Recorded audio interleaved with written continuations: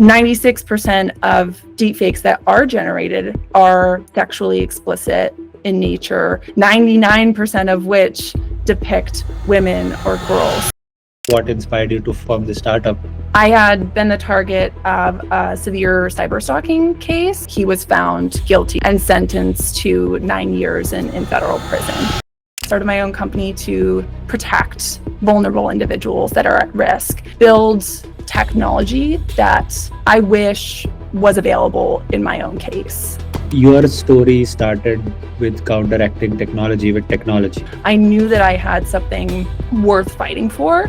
Someone who wants to solve a problem could be in this space of deepfake abuse. It's not just about stopping the harm, it's about creating a digital landscape that respects individual dignity and consent.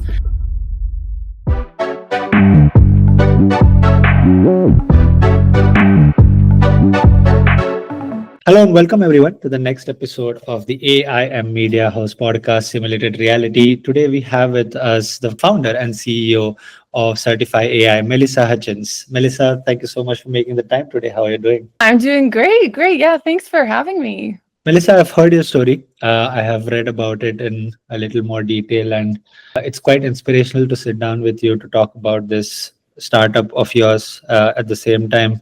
And it's a perfect example of how you can turn your weaknesses into strengths, and how you can probably take your experience and use that to your power. And I'm really excited for our audience to for them to hear your story. Before we dive into the Certifi AI journey, if you're okay with it, would you like to kind of share this? What inspired you to form this startup? Yeah, of course. I think specifically for this company, my company that I built, it was from a very personal place and from a personal experience. So kind of going back to the beginning, I had worked in developing technology as a product manager in Seattle, mainly specializing in API development and machine learning capabilities for images and video content. So these kind of things would include algorithms for personalizing the experience. And I just really fell in love with building technical solutions from ideation to launch and continuing to iterate. I think there's a lot of entrepreneurial tendencies when it comes to product management, because you are going from, okay, this is the problem that we need to solve. This is the idea that we have. We're keeping our users, like, what's going to be the best solution for our users, and then continuing to iterate that. So really fell in love with that type of building process. Unfortunately, for years, I had, and kind of during the same time, I had been the target of a severe cyberstalking case. So essentially, I had sought protection from an individual, and the stalker weaponized any existing technologies that were available to terrorize not only just myself, but any identifiable support system. So this included friends, family, police investigators, lawyers, prosecutors, and even federal judges. Like, it was very extreme in that case, and ultimately reached federal authorities where he was found guilty on all counts and sentenced to 9 years in federal prison. That being said, this was a really big milestone, and wouldn't have been possible without the years of work from the U.S. Attorney's Office, Secret Service, and the SPD. But it took 5 years to get there, and that was very mind-blowing in a lot of ways.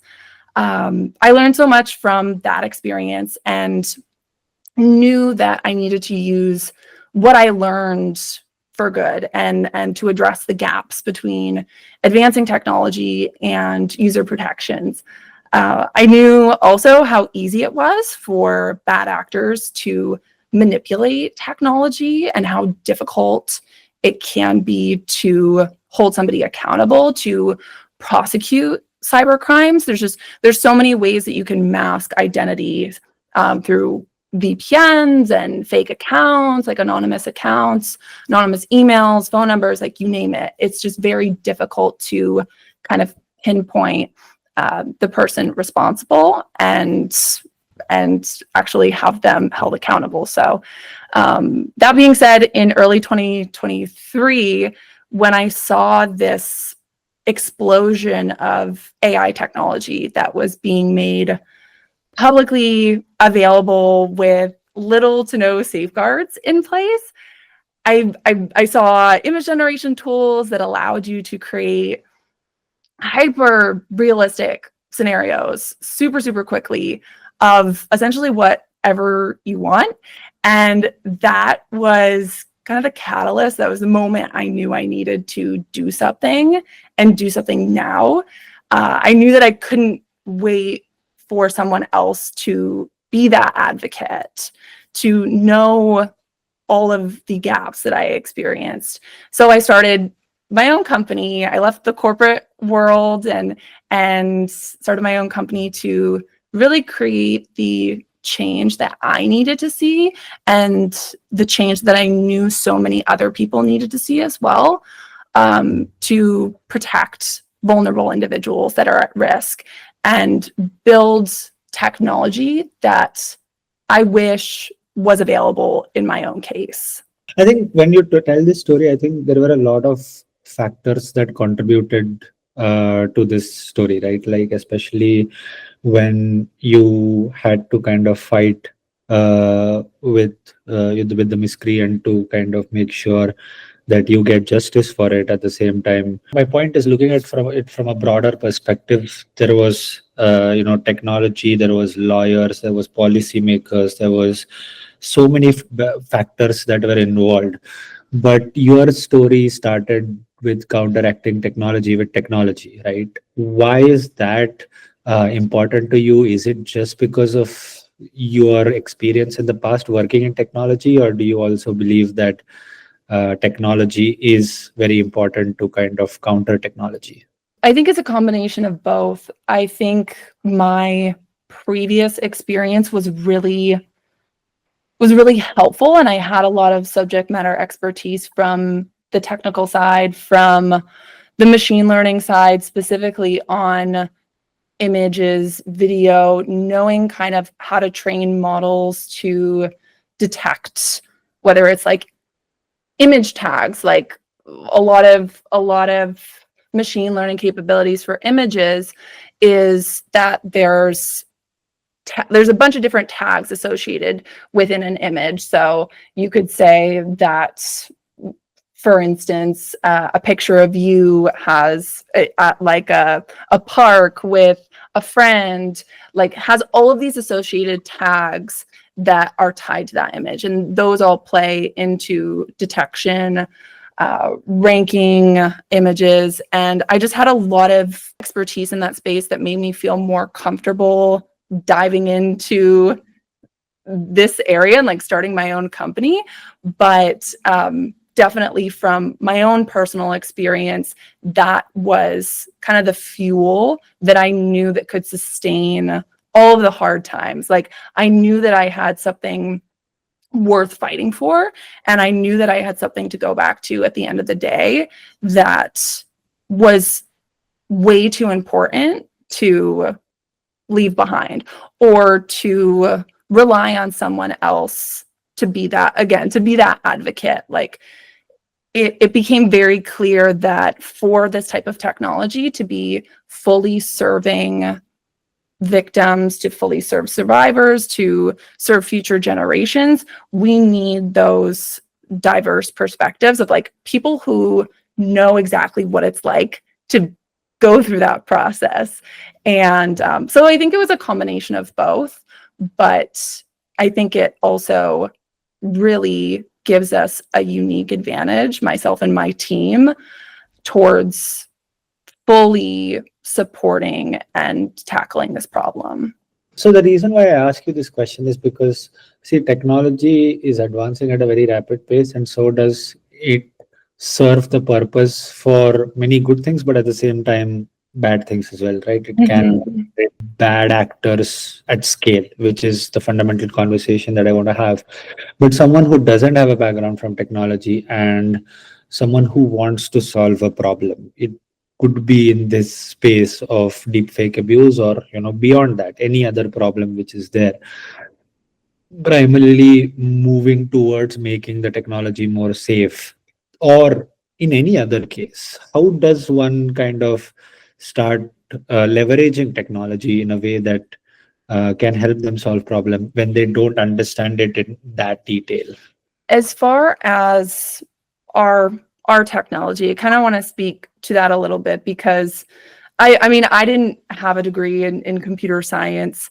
I kind of came out of college and was learning a lot on the go, and I think that's really important in this new era is being very just adaptive and learning and soaking it up as much of this new technology as possible, and continuing to stay curious as well with kind of what we're working on. And at its core, it serves multiple critical functions, like first being able to detect and verify manipulated content to prevent widespread dissemination. So this is really, really crucial for minimizing potential harm. So when victims can essentially quickly identify and flag harmful content, we can notify platforms that the content needs to be taken down and really reduce that window of vulnerability. That being said, technology alone isn't going to be enough, especially in the space of deepfake content. We're developing more of a holistic solution that combines technical capabilities but also survivor-centered support. So means creating intuitive reporting mechanisms and documentation of the evidence, being that it's so important in these cases, and having a step-by-step approach that people can follow along with resources that prioritize their agency. Like, we want people to feel like they have control, not just over their content, but over their narrative. And having a platform that's designed to also be a tool for law enforcement and aiding in these types of investigations. Like, one of the most eye-opening things for me was that the level of extreme cases needed to reach before a robust digital forensic investigation was brought in. Like, I had no idea that Secret Service investigated these types of cyber criminal cases. Like, I was like, oh, Secret Service, they protect the president. And so just kind of learning and absorbing all of this information and adapting, I think, is really, really important. And at the same time, when building this kind of a tool, understanding that each survivor's experience is incredibly unique. So building in customizable settings, like being able to report and have direct communications to support networks. And lastly, I think the most powerful aspect of technology in this kind of a context is the ability to scale compassionate intervention. And so by developing an intelligent, sensitive tool, we can be able to provide immediate global support to individuals who might otherwise feel super isolated or powerless. And it's not just about stopping the harm, it's about creating a digital landscape that respects individual dignity and consent. And that's really what is at the forefront of what we're doing. And even though I didn't start as a super technical person, just latching on to those, this is a problem that needs solving, and this is technology that can really bring that solution to scale. And then just like being super curious for the technical people around you. Like, don't be afraid to ask questions of how something works, because more often than not, people are very, very excited to answer those questions for you. And yeah, just continuing to stay curious. Help us understand the problem statement, because in your case it was cyber stalking. In problems that you are trying to solve, and there are various cases that have come out in terms of deepfake. There are some videos that were built during election time as well, and we could see so many things that are so many politicians, so many people, individuals being impacted by this at a very individual scale as well. Can you help define the problem statement that is existing? Secondly, can you help define what this problem statement could be if we don't control what this is, and then probably help us understand your vision of how you are solving the problem currently, and then what do you want to do for the future? Addressing your first piece, when it's like more focused on some of the political discussions and deepfakes that we've seen in the media, I would say the most critical misconception about deepfakes, at least in my opinion, is that it's simply a technological problem, because it's not. It's a deeply personal violation of someone's privacy that predominantly targets women and girls. So 96% of deepfakes that are generated are sexually explicit in nature, 99% of which depict women or girls. So this is something that we're seeing. This is the data that we're seeing, but a lot of kind of the news is just highlighting whether it's like celebrities or political figures. And while these political deepfakes make headlines, millions of everyday individuals, especially young women, we're seeing this in journalists as well, marginalized communities, like they are silently experiencing this form of violence. And I would emphasize that the tech community has a moral imperative to move beyond just kind of performative conversations or discussions, and really take concrete action towards tackling this, because that's what matters at the end of the day. And so this means two fundamental shifts in the way things work and different structures. So first, we need to be able to establish guardrails, like concrete guardrails for preventing malicious use of AI technology. One piece of legislation, it's called the Take It Down Act.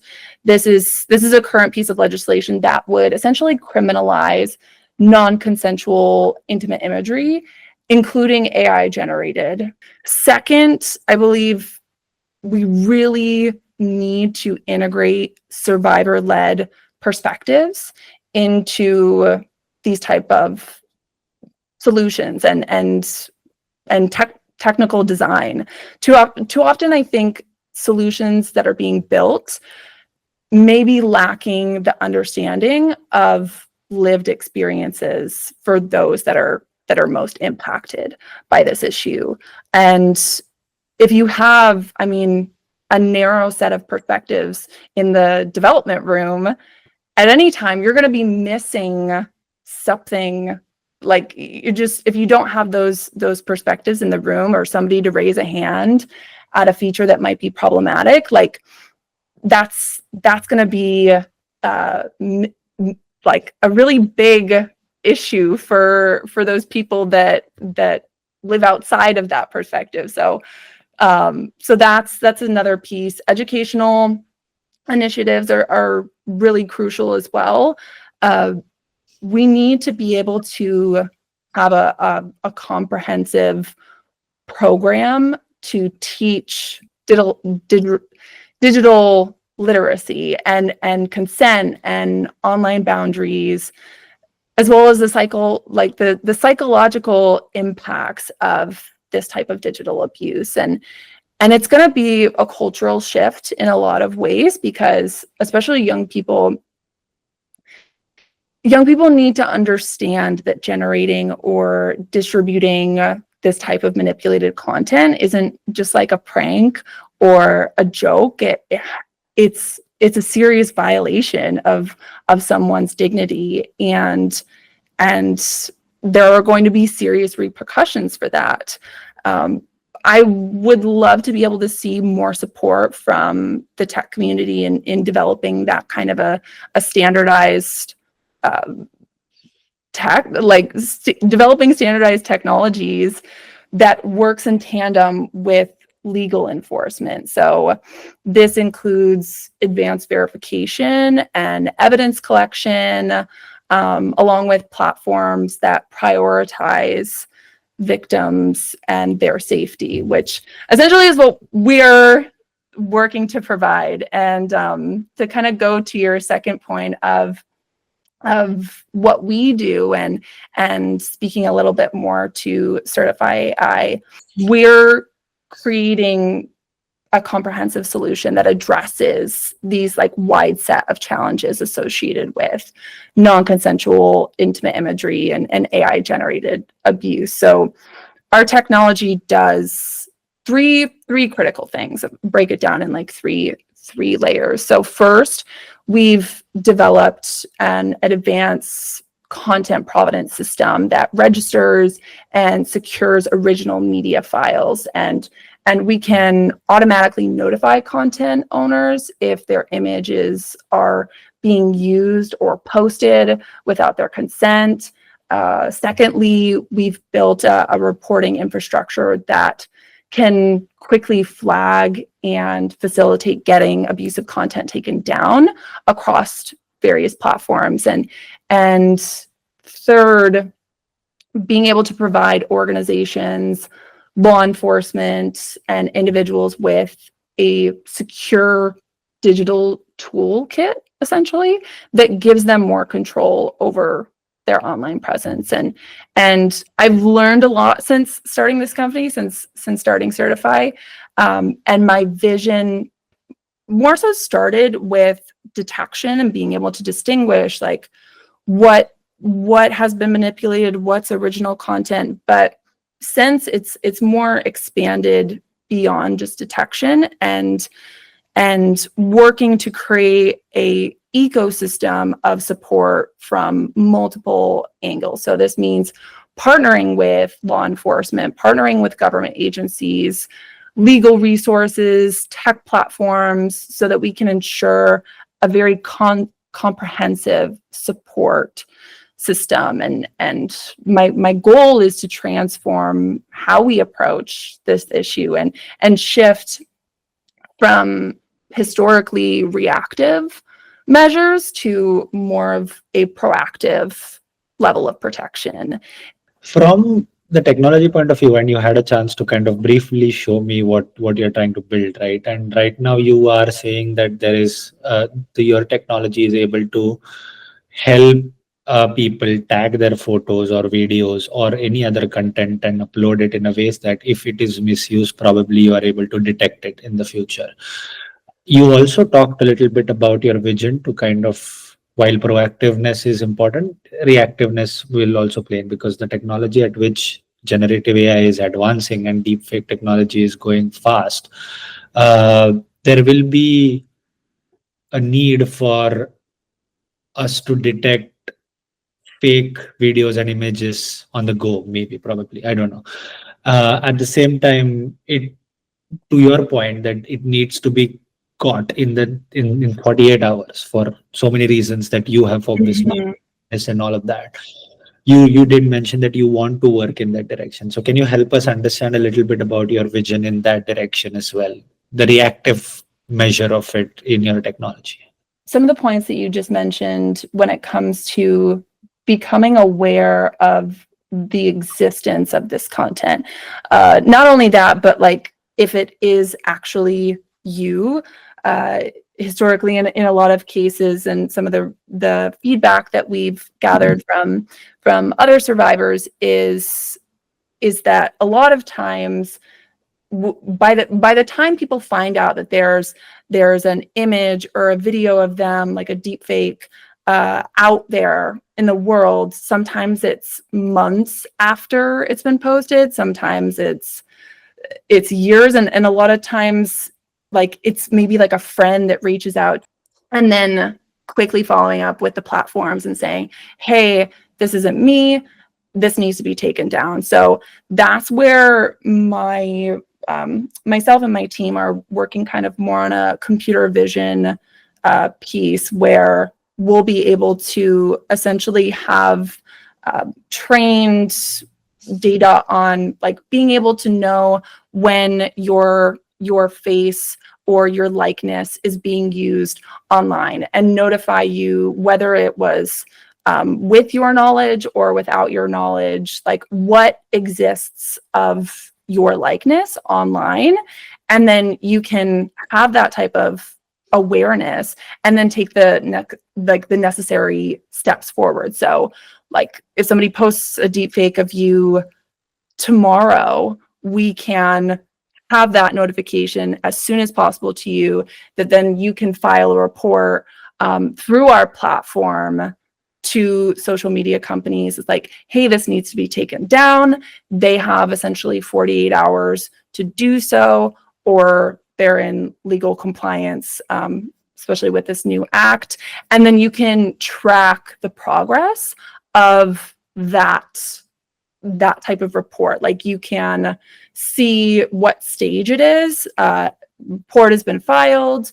We've received a response from X social media company, and it's been taken down. So that's really, when it comes to making sure people have that level of power in their online, just their online presence, knowing when their likeness is being used through computer vision capabilities, and then being able to take action, like being able to, like, file a report through our system. Like, we can do all of that heavy work, so you don't have to, and then we can document all of the progress of that case. And should you need to kind of reference that later on, if it needs law enforcement investigation, like, all of that is documented within our tool that can be used as a resource later on. What are some of the other technologies that already exist that are trying to fight this? And what are you trying to build differently?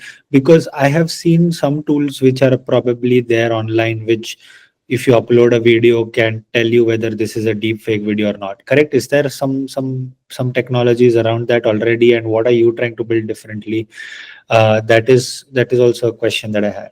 So a lot of the technologies that exist today work on a statistic. Like, if we're specifically talking to deepfake detection and analyzing whether or not there's been artificial manipulation in a photo, right now the technology for that is mainly on a statistical analysis. So you can kind of get a gauge of the likelihood that an image has been doctored, or it's been fully AI generated, or it's been partially AI generated. But a lot of the tools that exist are giving kind of like a percentage score. It's not 100% in terms of knowing. It's looking at patterns. It's looking at, yeah, again, like, what are common patterns within AI generated images or AI manipulation, where we can, like, increase that likelihood of it being manipulated. That exists today and is useful, I believe, but we need more of a provenance system. And there's some organizations. I know Adobe is doing some work within content provenance, and like watermarking and hashing, also something that we're doing as well.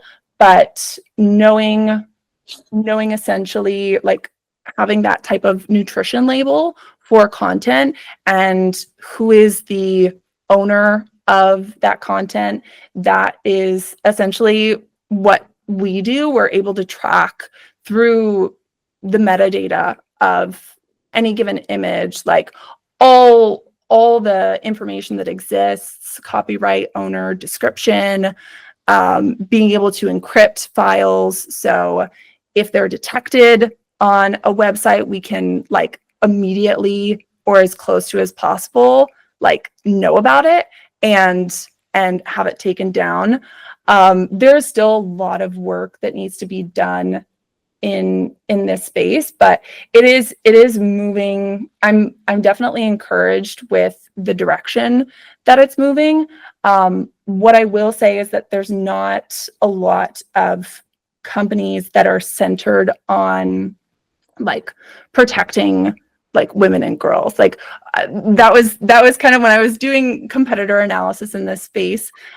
Initially, I was seeing that it was, again, a very male dominated space, like as startups usually are, like tech startups usually are, but it was missing a very critical perspective. And especially when you're looking at the data of this is happening like 96% of the time, deepfakes are sexually explicit, with 99% of those being women, but we're investing all of this money to address like political misinformation. Don't get me wrong, it's very, very important, but it made me realize that what we're doing and what we're advocating for is that much more important. Like it's so important for us to continue that because that's where statistically, if you're looking at the data, that's where the impact is in this space. And so there are technologies that exist, but we're really excited to be at the forefront of like advocating for victims and working with law enforcement and bringing more like accessibility to digital forensics. I think one point that you mentioned stuck with me is that right now it is giving percentages, but I'm assuming that these percentages of the likelihood of whether a photo or an image, an image or a video is a deep fake or not, but that will need a reference point with the original image or video, right? How difficult technologically to detect a video to be deep fake without having the original video or photo? It's incredibly difficult, especially with the rate that image generation tools and the hyper realistic modifications. I mean, historically, we've been able to kind of like look at like AI generated images and with the human eye be able to see things that don't quite look right and be like, okay, like this isn't, like using our level of reasoning and being able to make that distinction. But now and moving forward, they're only like, this is the worst the technology is ever going to be, and this is the worst those images are ever going to be. Like they're only going to be getting more realistic, and that's an area when it comes to if you don't have ingrained in the metadata that, and this goes back to content provenance, like the importance of content provenance of like this image was AI generated, and having that sourced within the metadata is so important just for people to know like the reality of what they're consuming. And it's very useful information, but it's very hard to, like, for example, screenshotting is a really big issue when it comes to that type of content provenance, because it's like if you take a screenshot of something, even though it's like an AI generated photo, that screenshot is a completely different image from a metadata perspective, but it looks exactly the same. So really what we're, and folks in the industry, is like trying to make the image generation and like deepfakes, like making that transparent to individuals and for people to know what's real and what's not. But there's a lot of different challenges technically in the way, but yeah, it's something that we're learning more every single day of, like how we can address those challenges. And it's definitely possible, even though like I've been told a bunch of different times of like, oh, that's gonna be really, really hard. And there's challenges, but it's not impossible at the end of the day. And you need that kind of mindset in this space, or else it's like really easy to like succumb to that information. And while we solve this problem of improving, I'm sure that Certify AI is going through a lot of research papers. You're a technologists and engineers are kind of studying this space very, very closely, not just from the counteracting perspective, but also what is happening in this space. I think Yeah. there is enough tools and enough technology available for us to prevent it from happening at all, right? As my last question to is, what is your message for people to not get in this situation? Do you encourage them to probably use your tool or tools like yours to tag their photos whichever are going public, so that in the future, or what is your overall recommendation to prevent this? I know we shouldn't be in this ideal space, but we do not live in an ideal world, and what would be your recommendation? The approach that we're bringing into the prevention side is creating that registration, like the demo that I walked you through kind of last time, which again, I want to make sure to the listeners as well. We're giving demos case by case, and we want to make sure that people are informed of these kind of solutions. But for sure, our approach is coming from like being able to register images, like, and in an autonomous way, like being able to have something kind of working on the background, similar to like if you're writing something in Google Docs, you don't have to worry about doing save. Like we don't have to worry about that anymore. It autonomously like saves it to the cloud. And we know that our files are secure and up to date. It's a similar approach that we're bringing, is that you have essentially our tool kind of running in the background of like registering your files as your own, like you are the content owner, applying watermarking and hashing, which is something that we do. That's just like one of the things, the multiple layers of encryption that we're putting on content, so that essentially if your photos are posted or manipulated, that those unique identifiers that happen in the registration process can immediately be surfaced, and we're immediately able to notify you, or immediately able to create that association and get it taken down as quickly as possible, or give you the power to decide what your next step is. I would say in this space, and anyone passionate about technology and making a change, like using technology for social good, the most important lesson I've learned is that meaningful impact does come from having lived experience and extreme persistence and willingness to challenge what's existing. And so being able to be proactive requires a certain amount of education on, okay, like how can I have the most ownership over my content, and how can I stay ahead of cyber attacks, like similar to how you would have like cybersecurity software, like being able to have a content provenance system like Certify AI that really like manages your content and is able to like be proactive, like be a proactive tool, I would say is super important, because you don't, like, the biggest issue is, like, you don't want to wait, like similar to cybersecurity, like you don't want to wait until it becomes an issue to take those necessary steps, because by that time it's just kind of this frantic, like, what do I do? What do I do? And we're still from the legal side and legislation and closing those gaps in the legal system, there's still so much work that needs to happen there. And there's a lot of people that find themselves in these situations and are told that there's nothing that can be done.